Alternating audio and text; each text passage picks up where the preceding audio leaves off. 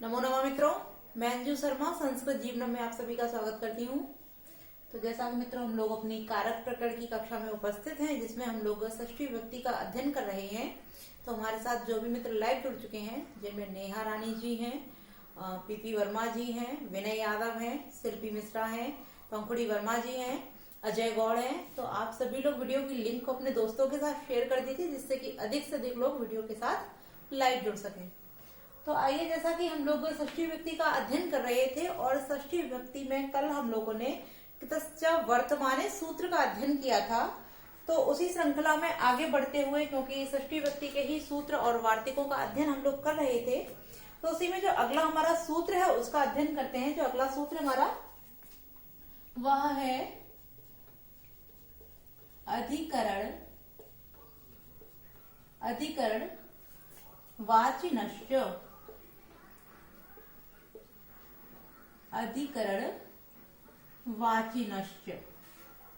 अर्थात जैसा कि हम लोगों ने हमारा जो सूत्र था कर्ति कर्मणो कृति, उसमें हम लोगों ने अध्ययन किया था कि जो कृत प्रत्यांत शब्द होंगे उसमें षष्ठी व्यक्ति का जो कर्ता और कर्म होगा वहां षष्ठी व्यक्ति का विधान कर दिया जाएगा।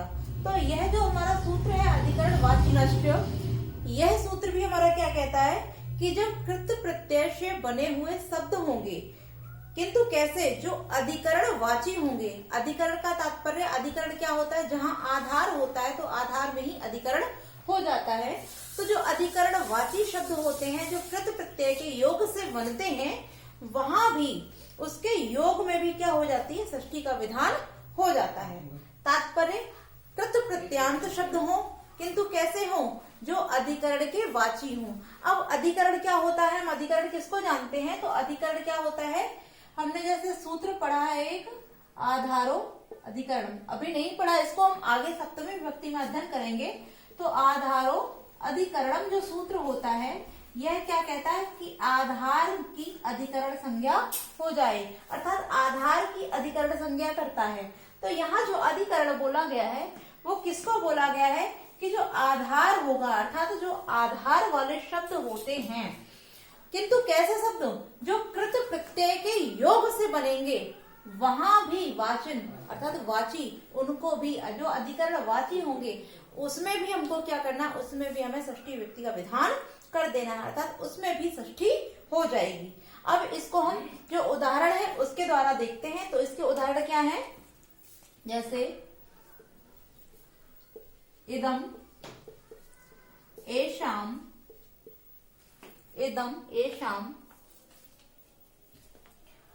आसितम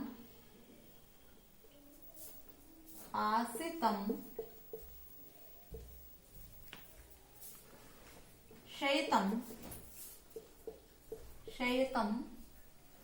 गतम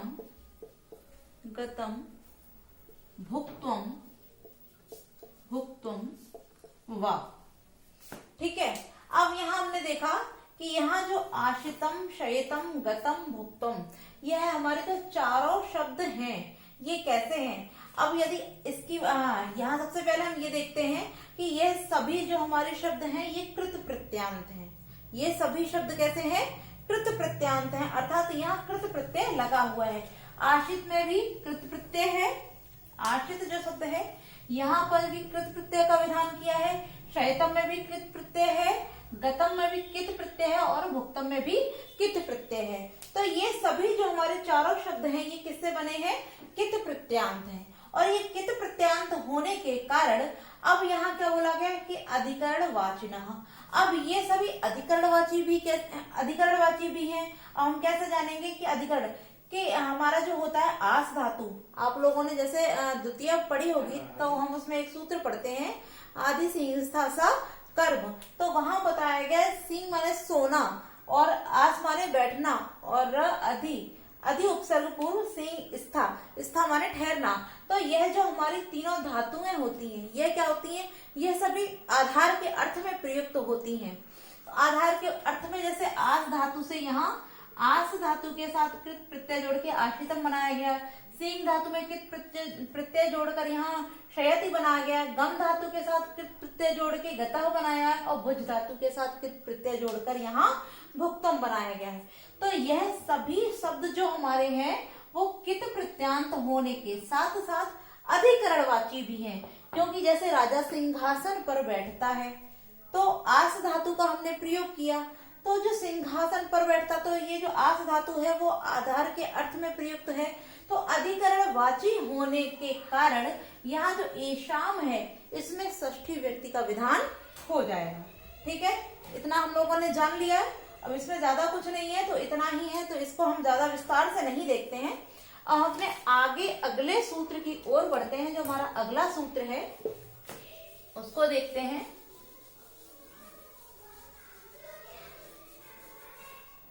जो हमारा अगला सूत्र है वह है न लोका व्यय निष्ठा खलर्थ त्रिनाम।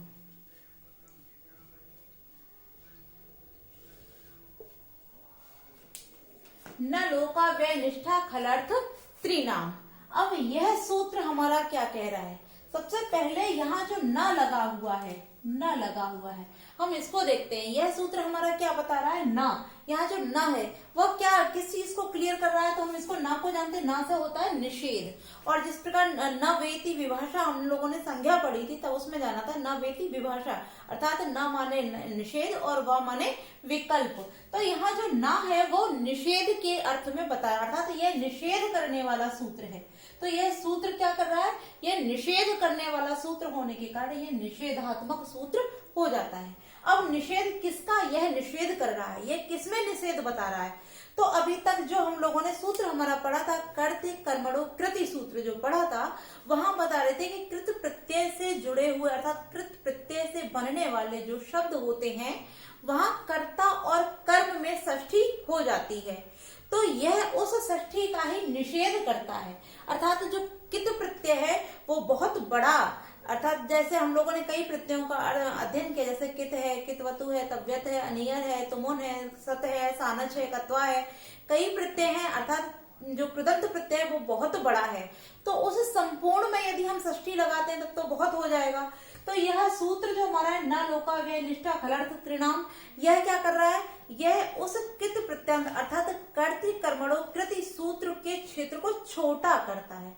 अर्थात उसका जहां जहां प्रयोग है वहां उस प्रयोग में यह कुछ ऐसे नियम बताता, कुछ चीजों को, अर्थात इसमें जो बताया गया लोका व्यय निष्ठा खलर्थ त्रिनाम, इसके द्वारा यह कहता है कि इन इन जगहों पर इस सूत्र का अर्थात इस षष्ठी का क्या हो जाएगा? निषेध हो जाएगा। तात्पर्य वहां षष्ठी का विधान नहीं होगा। तो अब हम सबसे पहले जानते हैं कि किन किन स्थानों पर यह षष्ठी का निषेध करता है।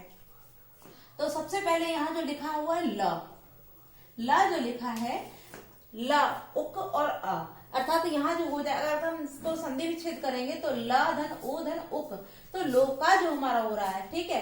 तो लोक को जो हम विग्रह करेंगे तो हो जाएगा ल। तो सबसे पहले ल से तात्पर्य है यहाँ लकार, ल से तात्पर्य है लकार। तो लकार तात्पर्य जहां लकार के अर्थ में प्रयोग किए जाने वाले जो प्रत्यय हैं, अर्थात लकार के अर्थों में जिन प्रत्ययों का हम प्रयोग करते हैं उनके अर्थ में भी यह षष्ठी का निषेध कर देता है। अर्थात लकार के अर्थ में जो प्रत्यय प्रयोग किए जाते हैं वहां भी यह जो सूत्र है वह क्या करता है? वहां षष्ठी का निषेध करता है। ठीक है। उसके बाद हम देखते हैं इसमें क्या है। उसके बाद है, हमने जब इसको विग्रह किया तो इसमें से निकला उ उ और उक। ठीक है। यहाँ उ और उक ये क्या है? ये है प्रत्यय। तो उ और उक जो प्रत्यय है इनके अर्थों में भी ये क्या करता है? ये षष्ठी का निषेध करता है।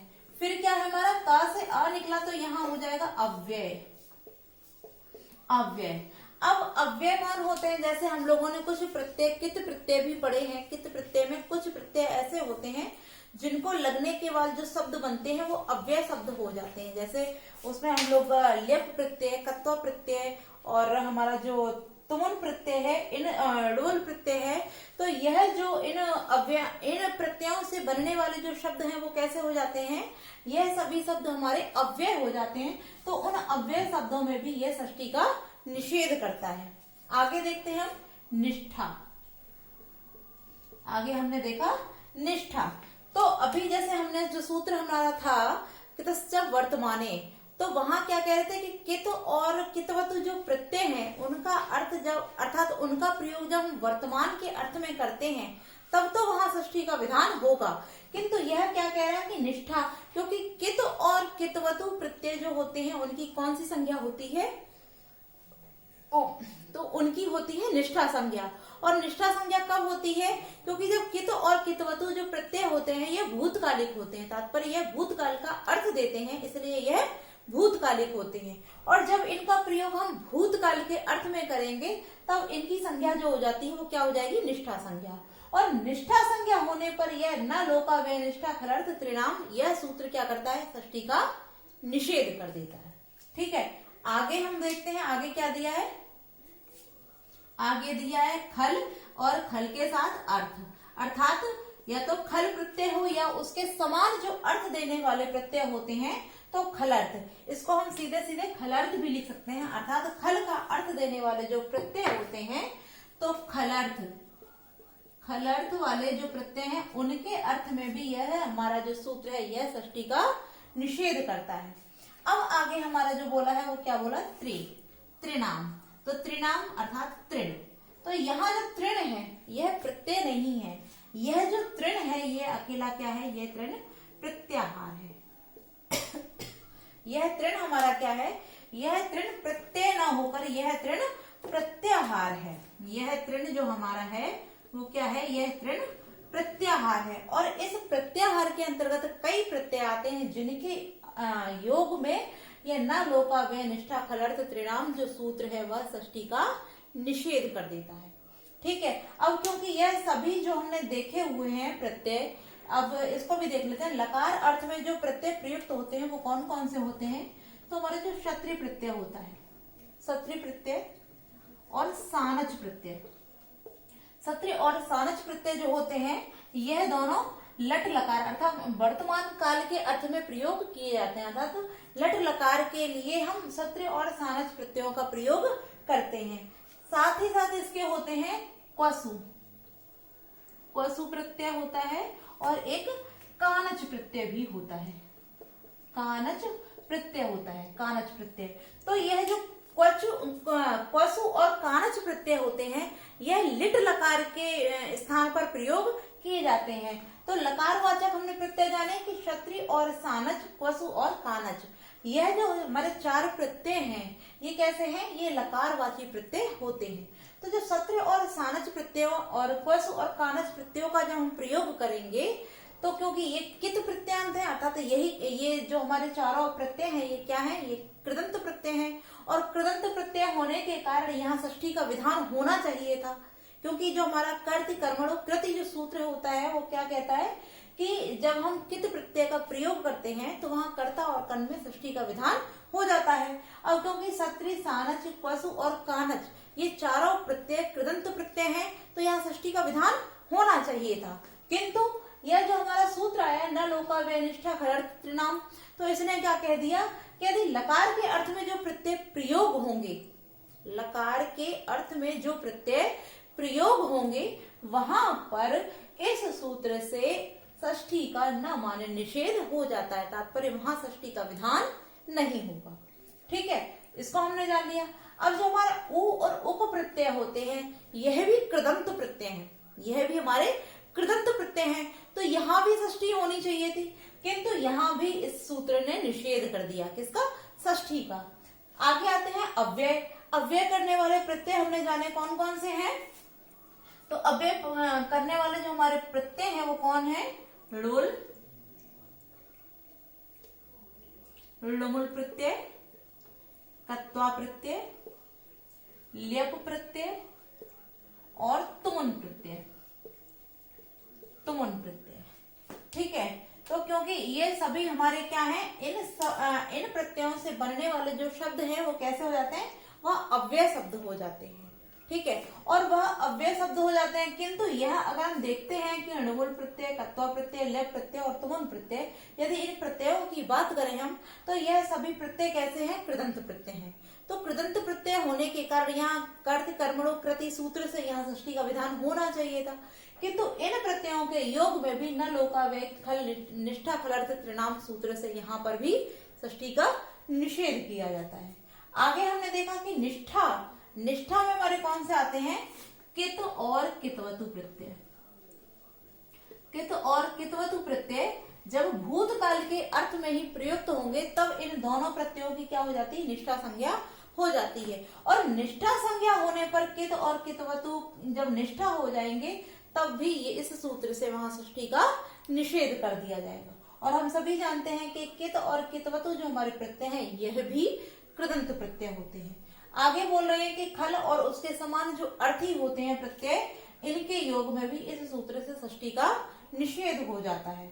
ठीक है, अब हमने लास्ट में देखा कि तृण प्रत्याहार अर्थात तृण प्रत्याहार के अंतर्गत जितने भी प्रत्यय आएंगे उन सब के योग में भी न लोका वे निष्ठा फलर्थ त्रिनाम सूत्र से वहां पर भी षष्ठी का निषेध हो जाएगा। ठीक है, इतना हम लोगों ने जान लिया है। अब हम सबसे पहले हमारा जो लकार अर्थ है इसको हम देखेंगे, क्योंकि हमने संपूर्ण जो हमारा सूत्र था उसकी पूर्ण व्याख्या हम लोगों ने देख ली है। अब इसके उदाहरणों को हम समझते हैं। तो इसका जो उदाहरण है वो क्या है, लकार अर्थ में। तो सबसे पहले इसका उदाहरण देखते हैं कि कुर्वन्, कुर्वाणः, वा, सृष्टि, सृष्टि हरि। कुर्वन्, कुर्वाणो वा सृष्टि हरि। अब क्योंकि ये जब षष्ठी का निषेध कर रहा है तब वहां कौन सी विभक्ति होगी, तो हम आपको बता दें कि जहां जो विभक्ति लग रही होगी, तात्पर्य यदि वहां प्रथमा हो रही होगी तो वहां प्रथमा होगी, द्वितीया हो रही होगी तो द्वितीया होगी, तृतीया हो रही होगी तो तृतीया, अर्थात चतुर्थी, पंचमी, षष्ठी, सप्तमी जो जहां हो रही होगी वहां उसी का विधान हो जाएगा, क्योंकि यह सूत्र जो है वो केवल षष्ठी का निषेध करता है। अन्य जो विभक्तियां जिस योग में लग रही हैं वहां वही विभक्तियां लग जाएंगी।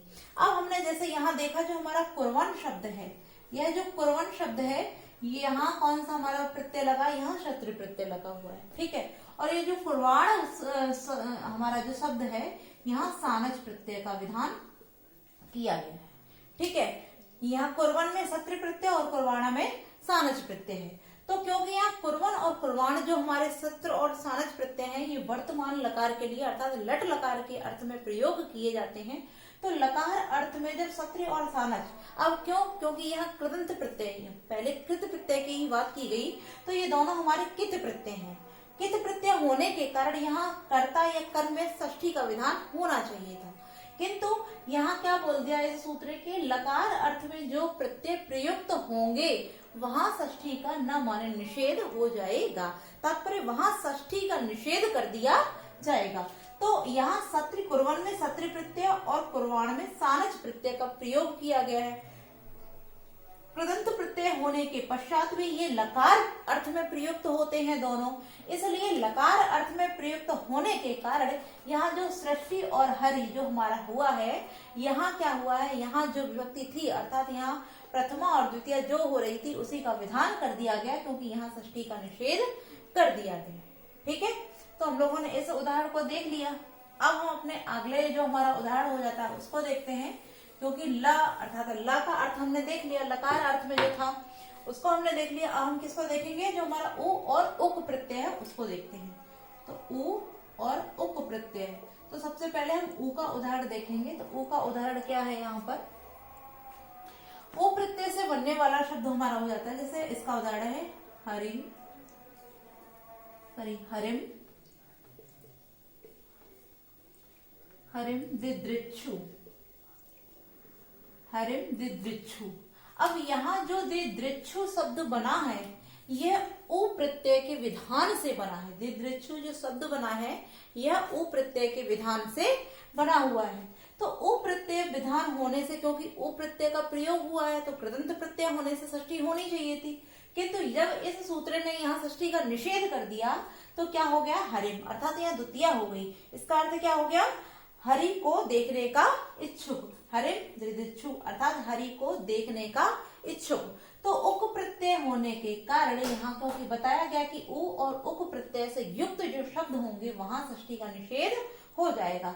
इस कारण हरिम दिदृक्षु में क्या हो गया, उक प्रत्यय दिदृक्षु में उक प्रत्यय होने के कारण यहाँ हरिम में द्वितीया का विधान किया गया है षष्ठी का निषेध करके। ठीक है, अब हम उक प्रत्यय का उदाहरण देखते हैं। जो उक प्रत्यय है इसका क्या हो जाएगा, उक प्रत्यय है इसका है दैत्यान, दैत्यान धातु को, दैत्यान धातु को हरि, हरि। ठीक है, अब यहाँ जो धातुक शब्द बना है, जो हमारा यहाँ पर धातुक शब्द जो बना हुआ है, यह किसके योग से बना है, यहाँ उक प्रत्यय का विधान किया गया है। ठीक है, यहाँ घातुक शब्द है, घातुक अर्थात हरि ने दैत्यों को मारा, यहाँ घातुक शब्द है। घातुक जो शब्द है वो हन धातु के साथ उक प्रत्यय के विधान से यहाँ घातुक शब्द बना है। तो यहाँ घातुक में उक प्रत्यय हो जाने से यहाँ जो दैत्यान शब्द जो हमारा आया है, यहाँ द्वितीय हो गई है, ना कि षष्ठी। क्योंकि उक और उक प्रत्यय से बने हुए जब शब्द आ जाएंगे तब वहां षष्ठी नहीं की जाएगी, वहां लोका व्यय निष्ठा खलर्थ त्रिनाम सूत्र से वहां पर षष्ठी के स्थान पर जो विभक्ति प्रयुक्त हो रही होगी वही किया जाएगा, वहां षष्ठी का निषेध हो जाएगा। ठीक है, अब यहाँ एक हमारा एक सूत्र और होता है, उसको हम सूत्र नहीं सॉरी एक वार्तिक कहा गया है कि कमेर निषेध, कमेर निषेध। यह वार्तिक हमारा क्या कहता है कि जब कम धातु के साथ क्या है, जब कम धातु के साथ हमारी उक प्रत्यय का विधान किया जाएगा, अर्थात कम धातु के साथ जब हम उक प्रत्यय का विधान करेंगे तो उसके योग में वहां षष्ठी विभक्ति हो जाएगी, अर्थात वहां पर फिर क्या है, फिर इस सूत्र का निषेध करके वहां षष्ठी का विधान कर दिया जाएगा। तो इसका जो उदाहरण है हम वहां देखते हैं, उसको देखते हैं। जैसे लक्षम्या, लक्षम्या काम को हरि। ठीक है, लक्षम्या काम को हरि।